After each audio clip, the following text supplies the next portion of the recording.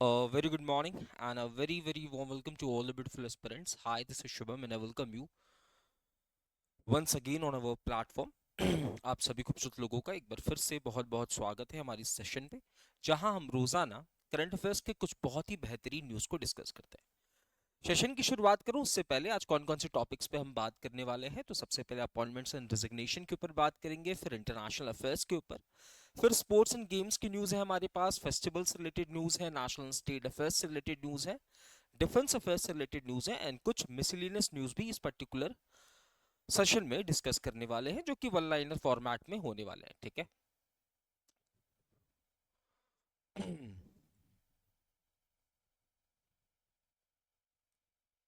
तो बढ़ते हैं आज के पहले न्यूज़ की तरफ। द वेरी फर्स्ट न्यूज़ आप सभी के सामने है। क्या है पहला न्यूज़? अपॉइंटमेंट एंड रेजिग्नेशन से रिलेटेड क्या कह रहा है, ध्यान से देखते हैं। न्यूज कह रहा है, who has been recently elected reelected as the president of Ecuador. Ecuador के प्रेसिडेंट के रूप में फिर से किसका इलेक्शन हुआ है? तो यहाँ पे आप देखोगे चार नाम दिए गए है ना। अगर मैं बात करूं पहले नाम के बारे में, मोहसिन नकवी। मोहसिन नकवी साहब को अपॉइंट किया गया था, अगर याद हो आपको, रिसेंटली, है ना, as the chairman of ACC, chairman of Asian Cricket Council, Asian Cricket Council के चेयरमैन के रूप में यहां पे मोहसिन नकवी साहब को अपॉइंट किया गया था। शिरली बॉचवे को अपॉइंट किया गया था as secretary general of Commonwealth nation, secretary general of Commonwealth nations के रूप में यहां पे शिरली बॉचवे को अपॉइंट किया गया था।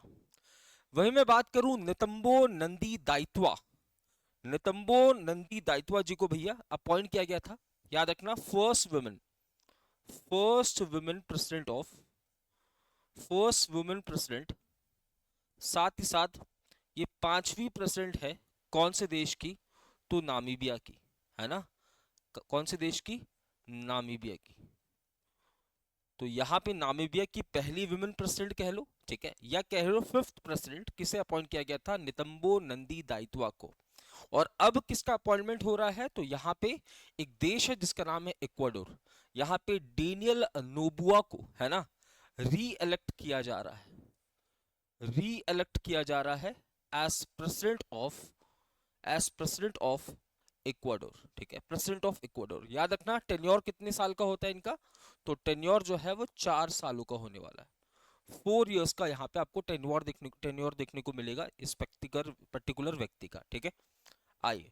सो incumbent Ecuadorian President Daniel Noboa has secured a second 4-year term in the country's presidential election। ठीक है, इनको कितने वोट मिले हैं? 55.8% वोट मिला है। इनके ऑपोजिट में कौन खड़े थे? तो लुइजा गुंजालेस खड़े थे। ठीक है, आई अगली न्यूज की तरफ बढ़ते हैं।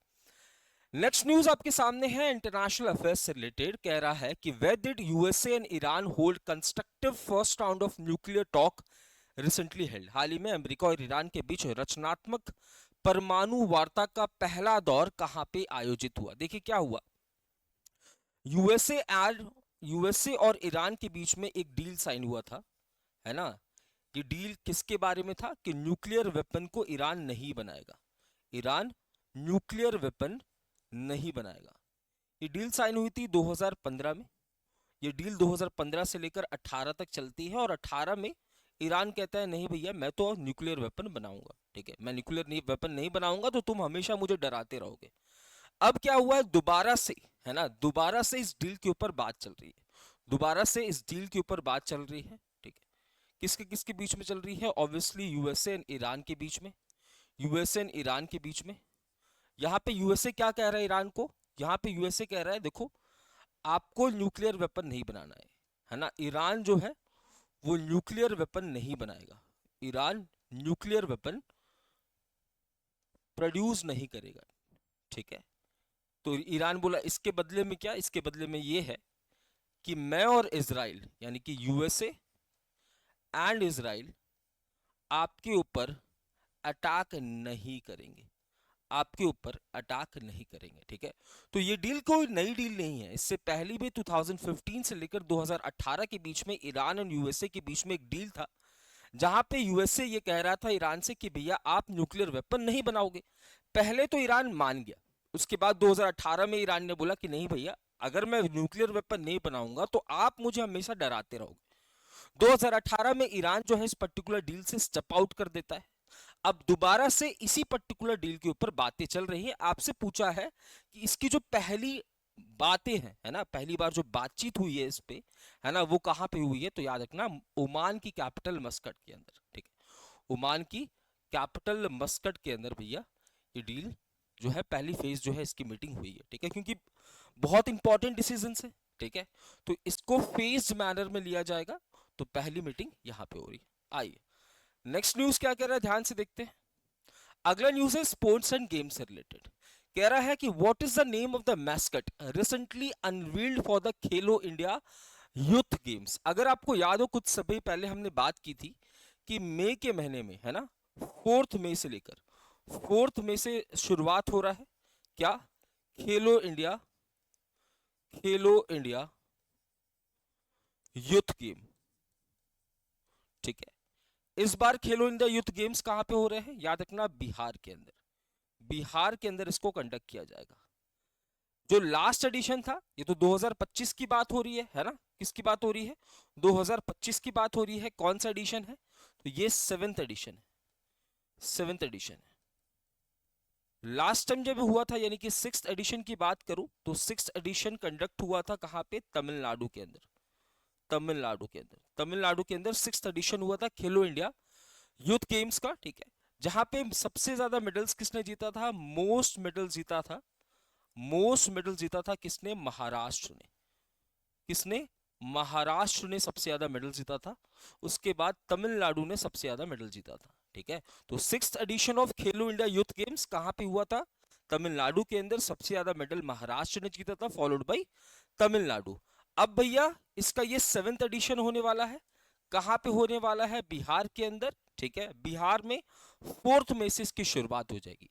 अब इसी का मैस्कट जो है वो अनवील किया गया है। मैस्कट क्या होने वाला है, गज सिम्हा, गज सिम्हा बेसिकली यहां पे एलिफेंट, एलिफेंट एंड यहां पे लायन, है ना, इनका रिप्रेजेंटेशन जो है वो आपको देखने को मिलेगा, ठीक है। तो एलिफेंट एंड लायन का रिप्रेजेंटेशन जो है वो आपको देखने को मिलने वाला है, ठीक है। ये कहां से लिया गया है, तो पाला एम्पायर के दौरान, पालास के दौरान, है ना, टेम्पल्स में आपको ये देखने को मिलेगा, टेम्पल्स में, ठीक है।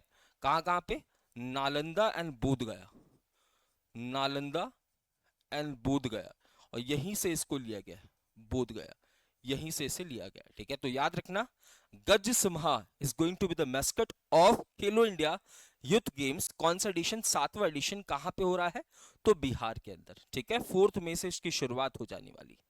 चलिए अगला न्यूज क्या है, who has been recently appointed as the chairman of ICC men's cricket committee. ICC, है ना, आईसीसी की बात करूं, अगर मैं आईसीसी की बात करूं तो ये स्टैब्लिश कब हो रहा है, 1909 में, 1909 में। हेडक्वार्टर कहां पे है, याद रखना दुबई के अंदर इसका हेडक्वार्टर है, कहां पे है, दुबई के अंदर। सिंस 2005, सिंस 2005 इसका हेडक्वार्टर आपको दुबई के अंदर। चेयरमैन साहब कौन हो जाएंगे इसके, तो इसके चेयरमैन है भैया जय शाह। कौन है, जय शाह इसके चेयरमैन है। कितने मेंबर कंट्रीज हैं, 108 मेंबर कंट्रीज आपको यहाँ पे आईसीसी के अंदर देखने को मिलने वाली, ठीक है। तो इसके मेंस क्रिकेट कमेटी के चेयरपर्सन के रूप में किसे अपॉइंट किया गया, तो याद रखना ये री इलेक्ट हो रहे हैं, कौन, तो सौरव गांगुली। ये इनका दूसरा टेन्योर होने वाला है, सेकंड टेन्योर होने वाला है। साथ ही साथ आईसीसी मेंस क्रिकेट कमेटी के पैनल मेंबर के रूप में, लिख लेना, इसके पैनल मेंबर के रूप में किसे अपॉइंट किया गया है, तो रिटेन किया गया है वीवीएस लक्ष्मण को, रिटेन किया गया है वीवीएस लक्ष्मण, है ना। तो आईसीसी मेंस क्रिकेट कमेटी के पैनल मेंबर के रूप में वीवीएस लक्ष्मण साहब को रिटेन किया गया है, सौरव गांगुली को चेयरमैन अपॉइंट किया गया है। चलिए अगला न्यूज, अगला है who recently von Rolex Monty Carlo masters title 2025। तो Rolex Monty Carlo masters title 2025 कौन जीत रहे हैं, कार्लोस अल्कराज जीत रहे हैं। कौन जीत रहे हैं भैया? कार्लोस अल्कराज जीत रहे हैं, ठीक है। कार्लोस अल्कराज जी की बात करूं, अगर देखो टेनिस की अगर मैं बात करूं ना, तो टेनिस के अंदर आपको 4 ग्रैंड स्लैम्स देखने को मिलेंगे, है ना। 4 ग्रैंड स्लैम्स देखने को मिलेंगे, 4 टूर्नामेंट आपको देखने को मिलेंगे, ठीक है। पहला हो जाएगा ऑस्ट्रेलियन ओपन, पहला हो जाएगा ऑस्ट्रेलियन ओपन भैया, ठीक है। उसके बाद हो जाएगा भैया आपका फ्रेंच ओपन, है ना। उसके बाद क्या होता है? फ्रेंच ओपन होता है, फ्रेंच ओपन होता है। फिर होता है विंबलडन, फिर होता है विंबलडन, और उसके बाद होता है यूएस ओपन। सबसे आखिरी वाला कौन सा होता है? यूएस ओपन होता है। अभी तक कौन कौन सा हो चुका है? तो देखिए अभी तक सिर्फ ऑस्ट्रेलियन ओपन हुआ है, अभी तक सिर्फ ऑस्ट्रेलियन ओपन हुआ है। ऑस्ट्रेलियन ओपन किसने जीता है? तो मेल कैटेगरी में जैनिक सिनर जीत रहे हैं, मेल कैटेगरी में Jannik Sinner, and female categories में कीज जीत रही हैं, एम कीज, ठीक है, एम कीज, ठीक है। तो ऑस्ट्रेलियन ओपन हो चुका है, अभी फ्रेंच ओपन होना बाकी है, विंबलडन होना बाकी है, यूएस ओपन होना बाकी है। वहीं अगर मैं बात करूं मोस्ट ग्रैंड स्लैम्स की, most number of grand slams की बात करूं, तो most number of grand slam किसके पास है? याद रखना, नोवाक जोकोविच के पास है। नोवाक जोकोविच के पास most number of grand slam है, कितने? 4, ठीक है, सॉरी 24। वहीं अगर मैं बात करूं सेकंड पोजीशन पे, सेकंड पे आपको रफेल नडाल देखने को मिलेंगे, इनके पास 22 ग्रैंड स्लैम है। उसके बाद थर्ड पोजीशन पे रिटायर्ड रॉजर फेडरर देखने को मिलेंगे, रॉजर फेडरर देखने को मिलेंगे, जिनके पास 21 मेडल्स है, ठीक है। तो मोस्ट नंबर ऑफ मेडल्स किसके पास है? नोवाक जोकोविच, है ना। ग्रैंड स्लैम्स किसके पास है? नोवाक जोकोविच, उसके बाद रफेल नडाल, उसके बाद रॉजर फेडरर, ठीक है। तो कार्लोस अल्कराज क्या जीत रहे हैं? कार्लोस अल्कराज अपना Rolex Monte Carlo masters title 2025 जीत रहे हैं। किसको हराया है? तो लोरेंजो मुसीटी को हराया है। किसको डिफीट किया है? तो लोरेंजो मुसीटी को डिफीट किया है, ठीक है। आइए अगला न्यूज है फेस्टिवल्स ऑफ इंडिया। कह रहा है इन विच स्टेट जत्रा उत्सव रिसेंटली इनॉग्रेटेड। अगर मैं यहाँ पे सिर्फ जत्रा फेस्टिवल की बात करता ना, अगर मैं यहाँ पे जत्रा फेस्टिवल की बात करता, तो आप कहते तेलंगाना के अंदर इसका सेलिब्रेशन होता है, तेलंगाना के अंदर इसका सेलिब्रेशन होता है, याद रहे, है ना। एक साल में 2 बार, 1 ईयर में 2 टाइम्स इसका सेलिब्रेशन होता है, 2 टाइम्स इसका सेलिब्रेशन होता है। पर यहाँ पे बात हो रही है जत्रा उत्सव की, तो जत्रा उत्सव यहाँ पे, है ना, इसका इनॉग्रेशन किया गया है मानिक साहा साहब के द्वारा, जो कि त्रिपुरा के क्या होने वाले हैं? सीएम ऑफ त्रिपुरा ने, जिनका नाम क्या है? मानिक साहा, मानिक साहा, ये इनॉग्रेट कर रहे हैं क्या? तो जत्रा उत्सव। कहाँ पे सेलिब्रेशन हो रहा है? त्रिपुरा के अंदर इसका सेलिब्रेशन हो रहा है। अगर मैं सिर्फ जत्रा फेस्टिवल की बात करूं, तो ये साल में 2 बार होता है। कहाँ पे? तेलंगाना के अंदर, ठीक है, तेलंगाना के अंदर। और तेलंगाना के अंदर आपको एक विलेज देखने को मिलेगा जिसका नाम है मिदारम विलेज, है ना। यहीं पे इसका सेलिब्रेशन देखने को मिलता है। आइए अगला news national state affairs related है। क्या कह रहा है, ध्यान से देखते हैं। कह रहा है who recently inaugurated black box lab. Recently black box lab को किसने इनॉग्रेट किया? तो हमारे जो सिविल एविएशन मिनिस्टर है, कौन? राम मोहन नायडू साहब, इन्होंने क्या अनवील किया है? Black box lab. Black box lab ये कौन सी इंडस्ट्री के लिए किया गया है? Civil aviation, civil aviation, aviation के लिए किया गया है ना। जो पैसेंजर्स हैं, है ना, जो आप देखोगे जो एविएशन सेक्टर में एक्सीडेंट्स होते हैं ना, एविएशन सेक्टर में एक्सीडेंट्स होते हैं, उनको रोकने के लिए, एक्सीडेंट्स होते हैं उनको रोकने के लिए क्या इनॉग्रेट किया गया है? Black box lab. कहाँ पे इनॉग्रेट किया जा रहा है? न्यू दिल्ली के अंदर। और इनॉग्रेट कौन कर रहे हैं? राम मोहन नायडू, ठीक है। मैंने क्या कहा? Black box lab has been recently inaugurated by Ram Mohan Naidu साहब, जो कि सिविल एविएशन मिनिस्टर होने वाला है, ठीक है। ये सिविल एविएशन के सेक्टर के लिए काम किया गया है, ठीक है। जो एरोप्लेन्स के जो टक्कर हो जाती हैं या फिर कोई एक्सीडेंट हो जाता है, ठीक है, ये एक्सीडेंट किस वजह से हुआ, ये चीजों का पता लगाने का काम करेगी ये ब्लैक बॉक्स लैब, ठीक है। Next news, who recently become the first state to implement SC classification. इनमें से वो कौन सी ऐसी स्टेट है जिसने एससीज, है ना, जो शेड्यूल कास्ट है, उसको क्लासिफाई करने का बात कर रहा है। देखो मोटिव क्या होगा इसका, है ना। हम क्यों चाहते हैं कि एससी को फर्दर हम लोग क्लासिफाई करें, ताकि जो एससी कैटेगरी के अंदर लोग रह रहे हैं, एससी कैटेगरी के अंदर भी आप देखोगे कुछ बहुत अमीर लोग हैं, कुछ बहुत गरीब लोग हैं। तो जो गरीब लोग हैं ना, उनको एक सेपरेट कोटा दिया जाएगा, है ना। एससी कैटेगरी के अंदर जो बहुत ज्यादा गरीब लोग हैं, उनको सेपरेट कोटा देने का काम यहाँ पे किया जाएगा। इसको इंप्लीमेंट कौन कर रहा है? तो इसको इंप्लीमेंट कर रहा है तेलंगाना। तो तेलंगाना जो है ये पहली स्टेट बन गई है, ठीक है। ये पहली स्टेट बन गई है जो कि क्या इंप्लीमेंट कर रही है ना, जो कि इंप्लीमेंट कर रही है एससी क्लासिफिकेशन। मोटिव क्या है? तो एससी कैटेगरीज में भी आपको ऐसे लोग देखने को मिलेंगे जो कि बहुत ज्यादा डिप्राइव्ड है, जो कि बहुत ज्यादा गरीब है, तो उनको सेपरेट कोटा देने का काम यहाँ पे किया है, ठीक है। सेपरेट कोटा देने का काम जो है यहाँ पे किया गया। इसके लिए यहाँ पे SC categorisation, SC categorisation of reservation act 2025 को यहाँ पे इंप्लीमेंट किया गया है। किसके द्वारा? तेलंगाना के द्वारा 2024 में ना एक 7 जजेस की बेंच बैठी थी। 2024 में 7 जजेस की बेंच बैठी थी, है ना। कौन से केस में? तो लिखना state of Punjab versus Devinder Singh का एक मामला आया था। State of Punjab versus Devinder Singh का एक मामला आया था। इस मामले की सुनवाई कर रही थी 7 जजेस की एक बेंच। 7 जजेस की एक बेंच जो है इसकी सुनवाई कर रही थी, जहां पे कोर्ट का डिसीजन ये आता है ना, कि भैया स्टेट्स के पास अधिकार है, स्टेट्स के पास अधिकार है कि वो, है ना, एससी एंड एसटी को फर्दर क्लासिफाई कर सकती है, फर्दर क्लासिफाई कर सकती है। तो एग्जाम में इस तरीके से भी क्वेश्चन पूछा जा सकता है, ठीक है, कि कौन से मामले के बाद, ठीक है, जजेस का ये डिसीजन आता है कि स्टेट के पास ये अधिकार रहेगा कि आप एससी एंड एसटी कैटेगरी को फर्दर क्लासिफाई कर सकते हैं।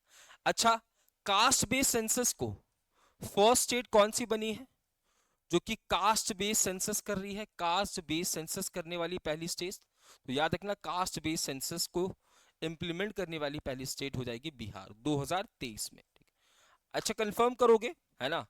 यूसीसी को इंप्लीमेंट करने वाली, यूनिफॉर्म सिविल कोड को इंप्लीमेंट करने वाली पहली स्टेट कौन सी हो जाएगी? फटाफट से कंफर्म करेंगे, यूसीसी को इंप्लीमेंट करने वाली पहली स्टेट कौन सी हो जाएगी। चलिए, अगला न्यूज क्या कह रहा है, ध्यान से। अगला न्यूज है डिफेंस अफेयर्स से रिलेटेड। पूछ रहा है कि which edition of joint military exercise डस्टलिक was recently conducted between India and Uzbekistan. तो इंडिया एंड उज्बेकिस्तान के बीच में एक एक्सरसाइज देखने को मिल रहा है, जिसका ये कौन सा एडिशन है? छठा एडिशन है, ठीक है। कहां पे हो रहा है? तो लिख लेना, पुणे के अंदर आपको एक जगह देखने को मिलेगा, औंध, पुणे के औंध में हो रहा है, ठीक है। कब से शुरू हुआ है? 16 अप्रैल से ये शुरू हो चुका है। इंडिया की तरफ से कौन पार्टिसिपेट कर रहा है?